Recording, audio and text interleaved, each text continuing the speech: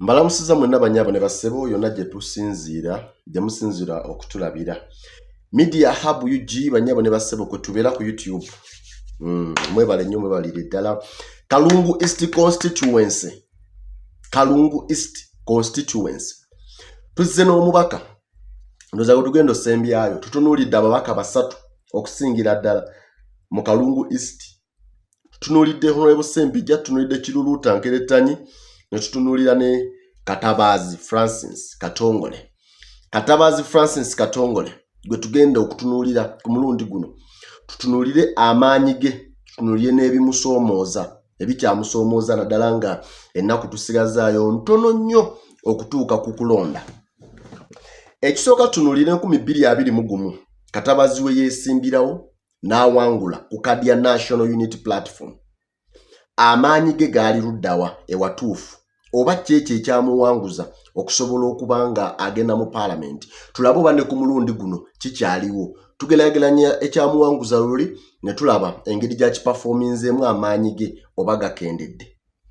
Ekisookera ddala mu 2021 structures za National Unity Platform mu Kalungu zaali z'amaanyi. Wadde ng'ekibiina kyali kyakatandika, naye obumu okwatira awamu okw'abannakibiina mu disitulikiti ey'e Kalungu kwaleetera Katabazi Katongole okuwangula. Y'ensonga lwaki y'omu ku babaka abaalivula empagi Sseddugge mu NRM nga ye Ssempijja Vincent bamulanga ki? Kaakati olwaleero zikyaliwo structures ezo. 2021 kaadi yawa Katabazi amaanyi agasukkiridde olw'ensonga nti yali ayingira byabufuzi, naye nga bwe nkutegeezeza nti n'aba NUP baamanya nti bapya ne bakwatira wamu nga tewali muntu yenna gwe bakkiriza kubaawula, ne kiwa kaadi amaanyi. Ekyokubiri Catholic community, kubanga ffenna tumanyi nti nno disitulikiti Masaka nga Greater Masaka ebyobufuzi byayo bisalwawo nnyo ku nzikiriza y'Obukatoliki n'Obwakabaka bwa Buganda. Kaakati eyo Catholic community gattako Obwakabaka bwa Buganda, ebyo byakwata nnyo Katabazi olw'ensonga nti waliwo bafaatha ne bannaddiini abasomesa Abakristu baani abaakubiranga Katabazi pass, sijja guyita mupepe kubanga omupepe kiri eno bannaddiini tetukiyingiza, naye baamukubiranga omupepe eri abantu, baamuyambangako okusaggula obuwagizi, being that Katabazi yali alina kubeera omu ku bo kuba Katabazi yaliko mu seminary. Ekyokubiri mukadde ako Didas Mugoma kyonna nga bw'oyatula gwe yali avuganya naye ku kaadi era nga nzaalwa y'Erwabenge, kyamukaluubirira nnyo. Ebyo bye nkutegeeza byakaluba, naye tekitegeeza nti nno Didas teyalina maanyi, era nga ne bwe yali badde Didas nga yaweereddwa kaadi ya National Unity Platform mu 2021 yali ajja kuwangula Ssempijja.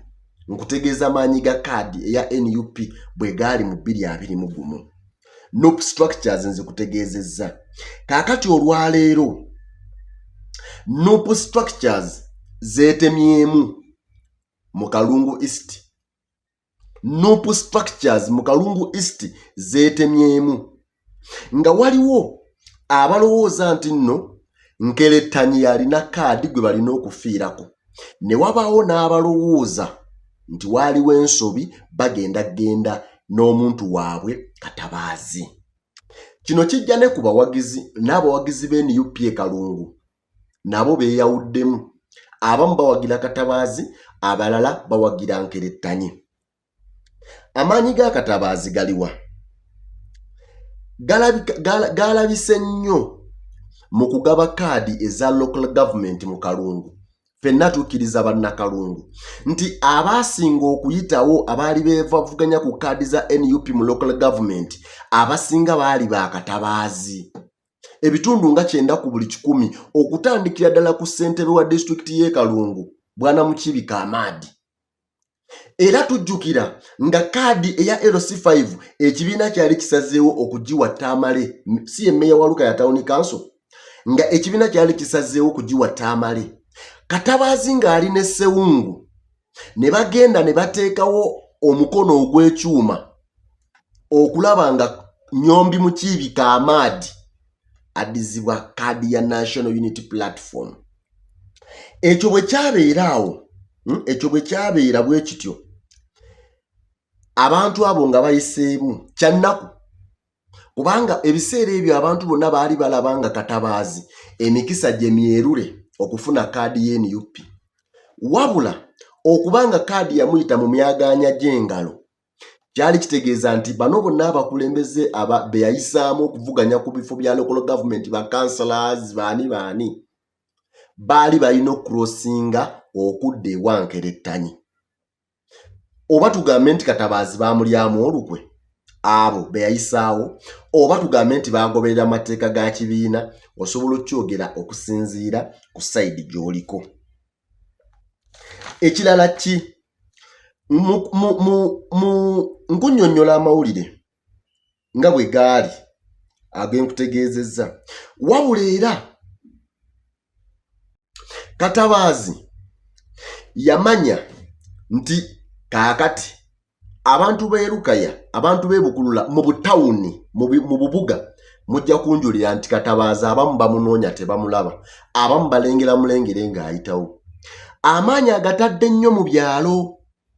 Mu byalo gy'asinga okuba enkuŋŋaana ye gy'alowooza nti nno abalonzi gye basinga okukola ki? Gye basinga okuva. Ate n'ekirala akyalinamu bassentebe b'ebyalo abakkiririza mu bukulembeze bwe. Era mu mpolampola bassentebe bano bagenda bayitamu waatali nga bakunga abantu okuwa Katabaazi akalulu. Wuliriza. Bw'otuuka ku byalo nga Mabuye, Kyambala, Kisawo, Wangi, Kiweesa n'ebyalo ebirala, Katabaazi owulira nga bassentebe erinnya lye bakyaliteeka ku mwanjo. Era mu byalo eyo ojja kunjulira gwali e Kalungu, mu byalo gy'osinga okuwulira abagamba nti Katabaazi jju. Bw'ojja mu bibuga nga Lukaya, bw'ogenda e Mukoko, bw'ogenda e Bukulula, mu bibugabuga, abagamba Katabaazi genda wacca weewe. Oba onfuna. Ebisoomooza Katabaazi biriwa? Ebisoomooza Katabaazi bye bino. Ng'oggyeko okuba nti alina by'akoze ku ground, naye omuntu gwe yaddira mu bigere Ssempijja, ekyamazima yali yasetinga precedence, yali yasetinga pace. Okitegedde? Sijja kyongerako. N'okusinga mu buweereza wano mu bantu bikyawo yali yasetingamu ku pace. Ekyokubiri, engeri gyali nti ebyobufuzi byayonooneka kati atalina kasente toyogera mu bantu. Abantu beeyo bagamba nti Katabaazi tabawadde ku ssente, naye ekyo kiba kya bunafu mu byobufuzi. Abalonzi kiba kya bunafu mu byobufuzi. Okusoomooza okulala Katabaazi kw'alina kwe kuba nti talina kaadi ya kibiina kya byabufuzi. Ate mwe abaludde nga mugoberera ebyobufuzi bya Kalungu batambulira nnyo ku political card nti ndiwe NUP, nze ndiwa DP, ndiwe FDC. Ekyo kisazaawo. Waliwo by the way omukago ogwabadde guto, simanyi ndoza tebaagulangirira, ogwali gutondeddwawo Ssekindi, Katabaazi ne Ssemakula eri mu West. Omukago baali bagutuumye eno yessaawa tusunde bbowa ku mmwanyi oba nga baagala bagatte obubonero obwo obusatu bwe balina. Ndoza eno yessaawa tusunde bbowa ku mmwanyi gwe mukago we baali baagala okuteekamu. Kaakati tetumanyi oba ku mulundi guno ebyo ebintu bye nkugambye ebya influence nga Katabaazi 2021 oba bigenda kukola. Tetumanyi oba bigenda kukola ki? Kukola. nze batte the great media hub UG.